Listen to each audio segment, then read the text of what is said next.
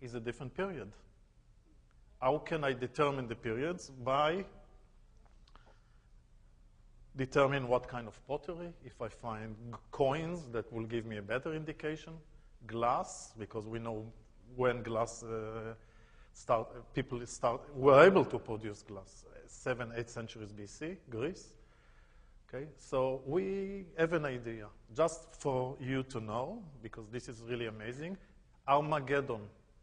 It's a real city, it's a real tale. In Hebrew we call it Megiddo, Armageddon. Next to a big valley. There is a future there. And that tale had 25 layers, meaning it was built and destroyed 25 times. 25 times. It's really amazing. Okay, so this is Megiddo, and that's Armageddon, and that's how we dig and find stuff. And what we find, these are really facts. Hebrew. If you ever wondered what Jesus sounded like, just like me, we had, I can assure you, the exact same accent. And whatever I do here, I cannot get rid of it. Okay? The exact same accent. Nothing I can do about it. Why and what's the reason for this? Hebrew was a dead language for almost 2,000 years. When the Romans destroyed Jerusalem, 70 AD, in the summer, August, Jews were taken to exile, and over there, they stopped using Hebrew as a spoken language. By the way, the languages, Jesus' time, and he mastered all three: Hebrew, Aramaic, which is really close to Hebrew, I can understand it, and Greek. Okay, so Hebrew was not spoken. Only at the end of the 19th century, a man by the name of Eliezer ben Yehuda like Judah, brought it back to life. And he had to make up new words because there are few changes. Take English. English is much richer than Hebrew because English is keeping developing, never stopped. Hebrew was dead for 2,000 years. So the Bible for me, or the modern Hebrew, is the same as biblical. If you will probably listen to English from 2,000 years ago, you'll miss lots of words because it's alive and it keeps changing. Okay? Hebrew is not. That's why my Hebrew is exactly the same as it was 2,000 plus years ago. And I can refer to Jesus. Okay? So, also, being brought up in the same land, we know the same traditions, and I can understand even, and I'll give you examples very soon, there is so much in the Bible that if you don't have the Hebrew as a first language, because you really have to master it, and if you don't know the traditions and so on, you miss a lot, and there is so much more here in between the lines, and I'll give you a few amazing examples.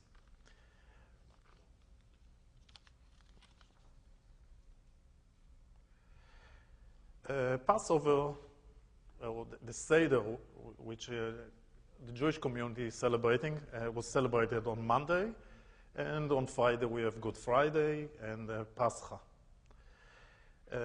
This is the time. A very important week, very important in Jerusalem. Jerusalem will be overloaded, very, very crowded. Okay, and I don't have to tell you why. I want to give you a few examples for reading between the lines. Okay, the first one is, and I'll go in order, and I'm following Passover. Okay, Jesus tells his disciple, I'm quoting from Luke 22, 7 to 10. Also, it's in Mark 14, 12 to 14. And the first day of the unleavened bread, when they killed the Passover, what is kill the Passover? They killed the lamb. I can tell you the menu on the Last Supper. What's the menu? The unleavened bread. And it's a tradition to kill, sacrifice a lamb, and the family has it, or whoever is celebrating that meal, which was the Last Supper in the New Testament, okay? That's what is eaten at that time. Okay, I'll be back to this, because the lamb, the sacrifice, the blood, which the Israelites had on the door frames, it's all connected to what Jesus said later on, this is my blood, this is my flesh. And it was very understood by the disciples who were there, because they just did it maybe an hour or 2 hours before. Okay, so they killed the Passover. His disciples said unto him, will we go and prepare to eat the Passover? And he sent forth 2 of his disciples and said unto them, go into the city, and there shall meet you a man bearing a pitcher of water. Follow him, and he will bring you to the place, the upper room, and so on. Do you have any problem with what I just said? Because I do. If I come into the city walls, maybe I'll see 17 men carrying a pitcher of water. How do I know to follow? Okay, you got the point. Now, this was a secret language between Jesus and the disciples. He didn't want anyone at that supper. He just wanted the disciples. And for sure, I can tell you that there would be one man. And why is that? Because the tradition is that the women were carrying the water, never the men. Look how clever it is. Okay, read between the lines. You have to know the traditions. Jesus made sure that nobody will join. Okay, this brings us to other theories. Maybe he knew about the people of the Dead Sea, who wrote the Dead Sea Scrolls and so on, because all their meals were members only. Okay, I have much more because it has to do also with John the Baptist, because the traditional Christian site is only 4 or 5 miles away from that settlement. These people, I would say, baptism 3 times a day. Purity was very important. Okay, so there are all kinds of connections, but this is one example. Another one, the Paschal Lamb. When Jesus says, this is my body, the bread, this is my blood, the wine. Okay, it's in Matthew 16:25 to 27. Okay, and this is the Jewish tradition going back to 12th century BC, before they left Egypt, the 10 plagues, to make sure that the last plague, the firstborn, okay, they had to put a sign of blood on the door frames. Okay, so the angel of death passed over, didn't take their firstborn. And from this, we have Jesus as the lamb who sacrificed himself for our sins. So it's very real. This was the tradition. Everyone understood it because they did it every year. And when you have a lamb on your table for dinner or for any meal, there is blood too. Okay, and everyone understood it quite well. Another example, and here I have a little difference in the Hebrew. Okay, after the Last Supper, Jesus went to Gethsemane. What's the meaning of the name? Gat, G-A-T. He went outside of the city walls. Gat is the place where it's a flat rock. After you pick the grapes, you place the grapes on the rock and barefoot. Okay, you squish the grapes and you get the wine, the juice for the wine. This is Gethsemane, shemen, olive oil. In Gethsemane today, I promise, if you come to Israel, you'll see it. I'll take you there. There are olive trees, over 2,000 years old. Over 2,000 years old, they still bear fruit, huge, very thick trunks. Gethsemane. And Jesus, with the disciples there, okay, he tells them, wait for me. And he goes to pray, and he says, that's where he asked to pass the cup. The cup. They just used the cup for the wine an hour before. Last Supper. Now in Hebrew it says, he came to the place of Gader. Gader means fence or terrace. We are outside of Jerusalem. There is a valley, the Kidron Valley, between the old city and Mount of Olives. Okay, so Hebrew is more descriptive. The word fence is not mentioned in the English translation. And this is from Mark 14:32. And I'm quoting.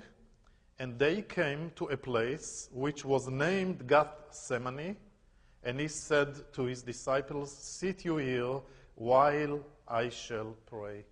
Okay, they fell asleep. Okay, and he asked God to pass the cup away. He knew what's coming, okay, and yet, okay, he doesn't want to be on the cross. So this is another example. The burial. Jesus died on the cross, and Josephus from Arimatheas got permission from Pilate. Pilate was the Roman governor in Jerusalem. He stayed really in Caesarea, not in Jerusalem. Caesarea was the largest port city of the ancient world, named after Augustus Caesar, built by King Herod. King Herod was a king for 33 years, from 37 to 4 BC. He named it after Augustus Caesar.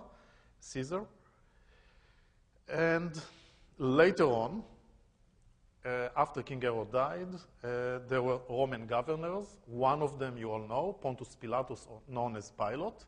He was a governor for 10 years in Caesarea, 26 to 36, which falls into the years of Jesus. The crucifixion was in 33, Passover, April, okay, of 33 AD. Okay, so Josephus, and let me quote from Matthew 27:60.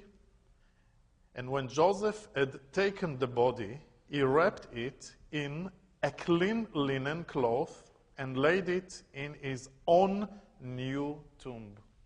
Why the Bible has to tell us that it's a new tomb? Every word has a meaning here. This is the reason. The Jewish traditions are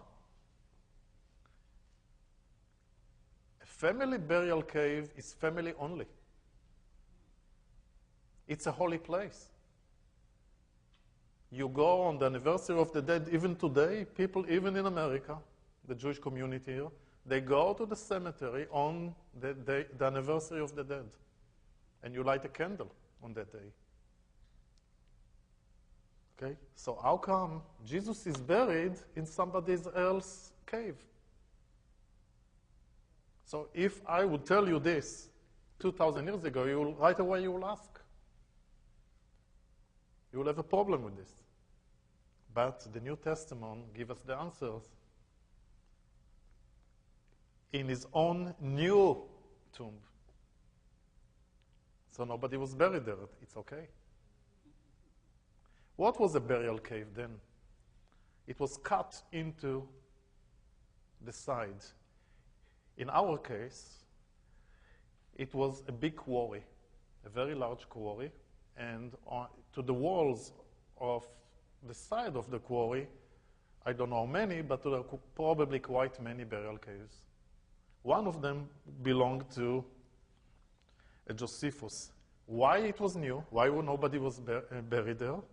Or even that answer I have from the New Testament is from Arimatheas. It is not from Jerusalem.